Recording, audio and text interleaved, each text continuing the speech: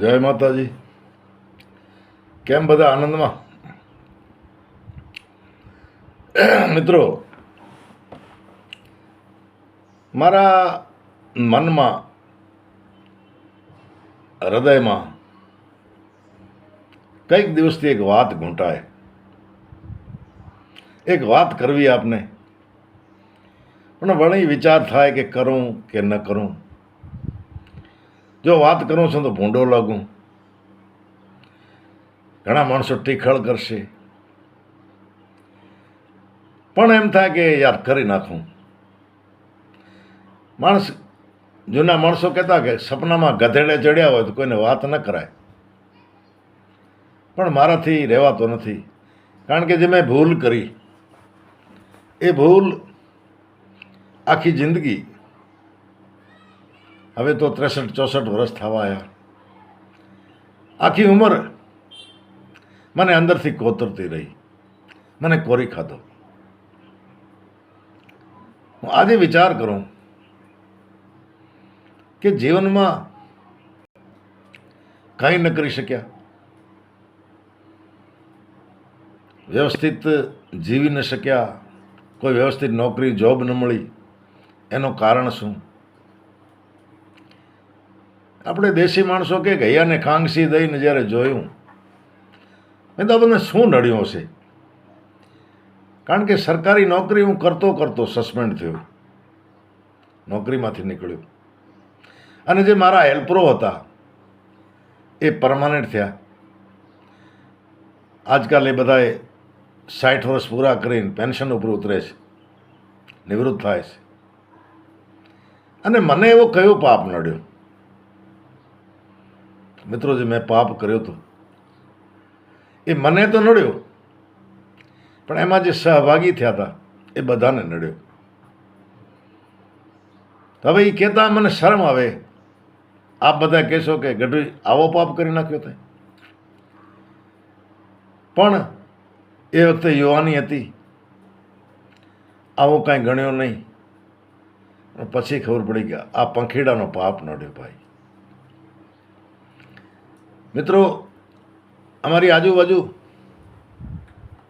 બે સરકારી સંસ્થાઓ, એનું નામ નહીં લઉં, 1984માં, 83માં, 85માં સાવ સામાન્ય નોકરી મળી જાય, પરમાનન્ટ.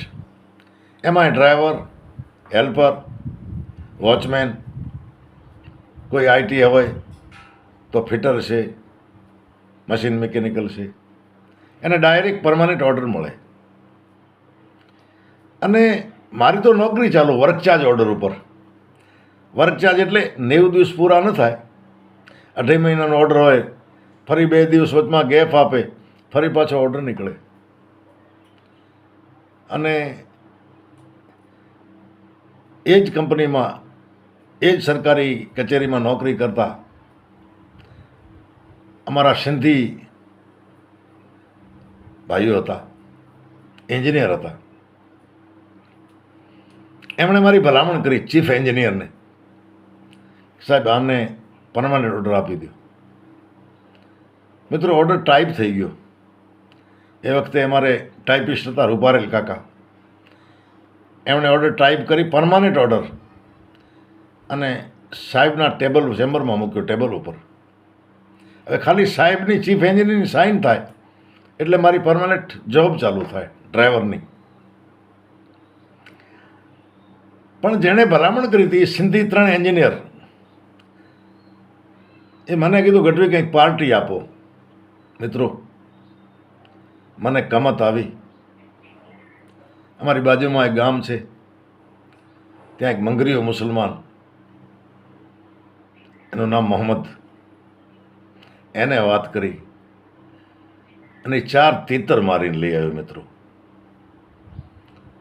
એ તીતર એ 3 સિંધી એન્જિનિયર અને એક એનો ડ્રાઈવર, આ 4 જણાએ ખાધા. ખાધા પછી મને કીધું ગઢવી અમે ગાંધીનગર મિટિંગ છે મારી, મિટિંગમાં જઈએ, અને તમારો ઓર્ડર જે છે ટાઈપ કરેલો સાહેબના ટેબલ ઉપર પડ્યો છે. મિત્રો, એ તીતર ખાઈને એ 4 જણા, 3 એન્જિનિયર ને એક ડ્રાઈવર નીકળ્યા. અંજારની ભાગોળે પહોંચતા એક્સિડન્ટ થયું. અમારે મંગળસિંહ સેલોત હતા એક, એમની ગાડી ચડી ગઈ એના ઉપર, જીપ ઉપર, અને ચારે ચાર ત્યાં મરણને શરણ થયા. આ બાજુ જે તીતર લાવ્યો તો મોહમ્મદ, એ 2 મહિના પછી એ મરી ગયો. અને મારો ઓર્ડર એમનો એ ટેબલ ઉપર પડ્યો રહ્યો, સાઇન થઈ નહીં. મારા હેલ્પરો હતા એ બધા પરમાનન્ટ થયા. હું એમનો જેમ તેમ કરીને જીવન નિર્વાહ ચલાવ્યો, છોકરા મોટા કર્યા. મિત્રો, માણસ પાપને છુપાવી દે વાતને, આવો કાંઈ બન્યો હોય, પણ હું છુપાવી શકતો નથી. મને એમ કે આપની સાથે આ મારી સાથે બનેલો પ્રસંગને શેર કરું. જો કે આપ તો કોઈ પાપ કરતાય નહીં હો, પણ નવી પેઢી કદાચ કોઈ એમ સમજતો હોય કે કોઈ જીવ હિંસા કરવાથી આપણું ભલું થશે, ન થાય. મિત્રો, એનો વસવસો આખી મને જિંદગી રહેશે, રહ્યો છે અને ભોગવું છું આજ પણ.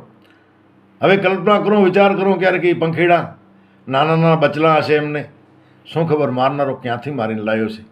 એ 3 જીવ 4 જીવ જે હતા, એ જીવડા ખાનાર, એને મારીને લાવનાર ગયો, એને ખાનાર ગયા, અને મારી નોકરી ગઈ. મિત્રો, જીવનમાં કોઈ પાપ ન કરતા મારા ભાઈ, પાપના ભાગીદાર ન બનતા. નહીં તો જોયું ને, જે મારા હેલ્પર હતા, જે મારી ગાડીની સાફ સફાઈ કરતા, એ અત્યારે 70, 80 લાખ રૂપિયા લઈને રિટાયર્ડ થયા છે.